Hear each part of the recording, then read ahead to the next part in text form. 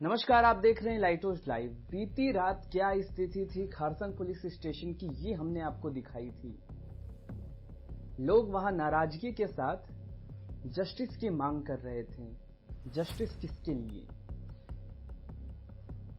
पांचुन गांव की 25 वर्षीय एक लड़की की मर्डर मिस्ट्री घटना सामने आई। इस संबंध में आगे जो हमें जानकारी मिली उसमें यह समझ आया कि पुलिस के लिए ये केस बिल्कुल ही ब्लाइंड था, यानी संबंधित केस में कोई भी सुराग ढूंढना बहुत मुश्किल था, क्योंकि पीड़िता का शरीर भी ऐसे स्थिति में नहीं था जिससे और कुछ जानकारी मिल पाती। इस संबंधित मामले में हमने चांगलांग जिले के एसपी से बात की और उनसे अनुरोध किया कि इस घटना पर और रोशनी वो डालें। जो जानकारी उनसे हमें मिली उससे समझ आता है कि पुलिस ने कितने निष्ठा के साथ काम किया है। आइए आपको सुनाते हैं कि उनसे क्या बातचीत हुई। सवाल यही कि पांचुम की बेटी को कब मिलेगा इंसाफ।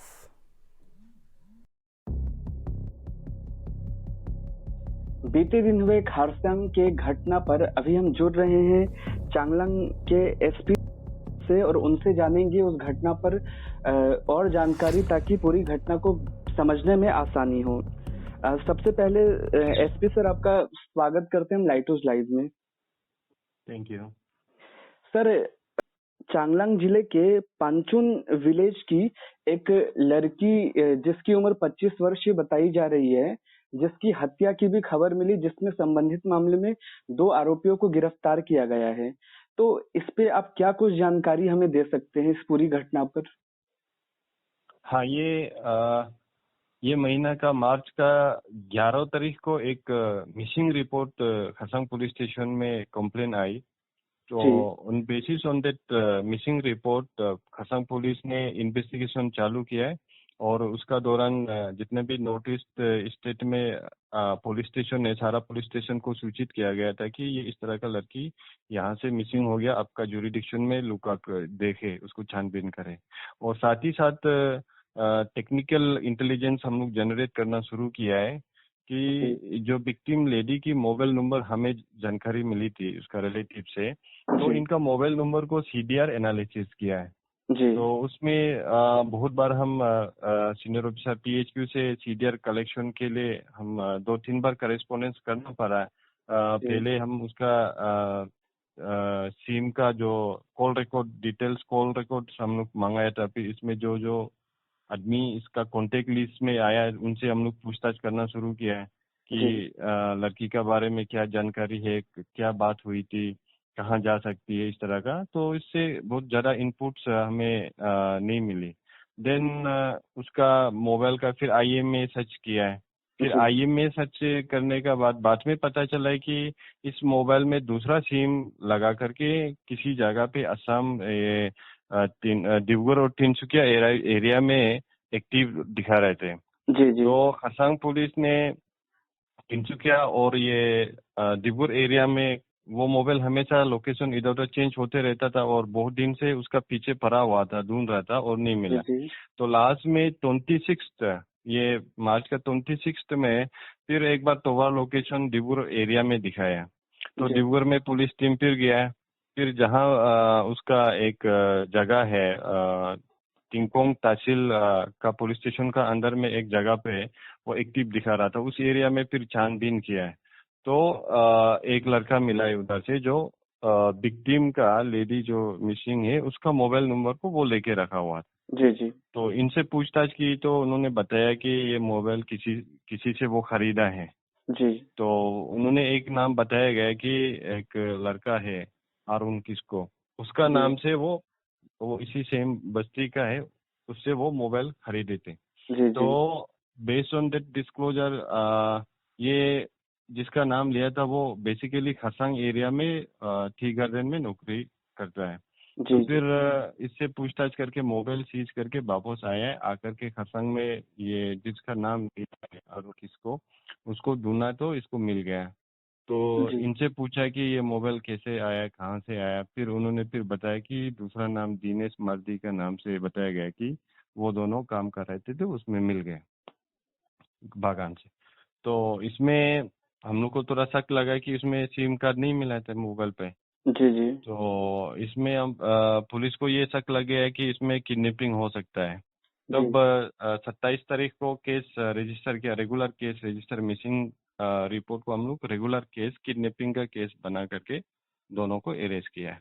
जी तो जी तब से पूछताछ जारी चल रहा था और काफ़ी चीज़ें हम लोग को ये दोनों जिनको हम लोग जो अरेस्ट किया है जी शुरू में नहीं सही सही नहीं बता रहे थे। बहुत सारी चीज़ें हम लोग कोरोबोरेट कर रहे थे ऑन ग्राउंड में जाके, और टेक्निकल इंस जितना भी सीडीआर एनालिसिस करके जो रिपोर्ट आ रहा है जी उस जी बेसिस में हम लोग उसको फर्दर कोरोबोरेट और वेरिफिकेशन कर रहा था। और मीन टाइम कल का डेट में जो 30 मार्च में जी एक डेड बॉडी इंजन एरिया से मिला है।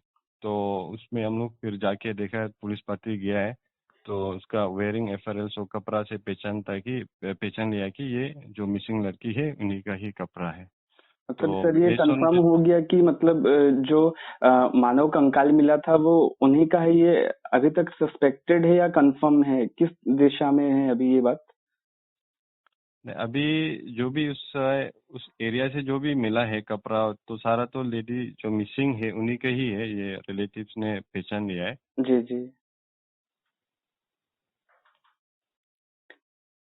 तो सर इसमें कह सकते हैं कि पुलिस का एक अहम रोल था पूरे केस को सुलझाने के लिए, जैसा कि आप पूरा बता रहे थे कि किस तरीके से इस केस में पुलिस आगे बढ़ते हुए अभी तक ये मुकाम तक, ये पोजीशन तक आया जब दो लोगों को भी इससे संबंधित मामले में गिरफ्तार किया गया है। तो सर आगे की क्या कार्रवाई इस पे होने वाली है? आगे की कार्रवाई कुछ आज पीएमई हो गया, पोस्टमार्टम हो गया और उसका रिपोर्ट कलेक्ट करने हैं, और कुछ एक्सपर्ट ओपिनियन कुछ लेना है, बाहर भेजना है, एक्सपर्ट ओपिनियन लेना है। और बाकी लगभग केस तो अच्छी तरह से प्रोग्रेस हो रहा है।